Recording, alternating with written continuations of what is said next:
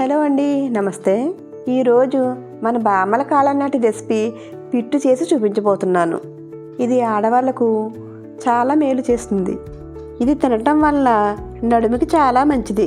ముందుగా ఒక medium size గ్లాస్తో 2 గ్లాసుల బియ్యం నూకను ఒక ప్లేట్లోకి తీసుకోవాలి.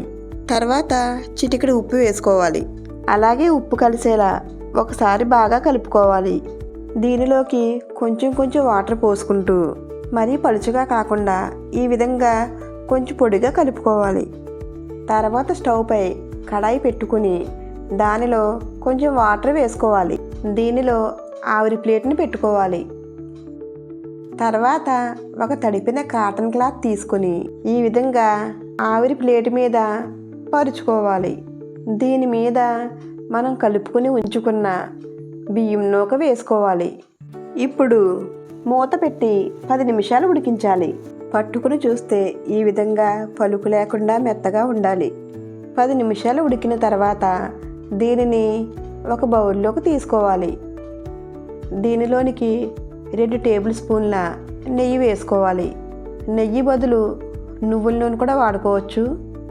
అలాగే మనం ఏ గ్లాస్తో అయితే బియ్యం నూక తీసుకున్నామో అదే గ్లాస్తో 1 గ్లాసు బెల్లం తురుపు వేసుకొని బాగా కలుపుకోవాలి.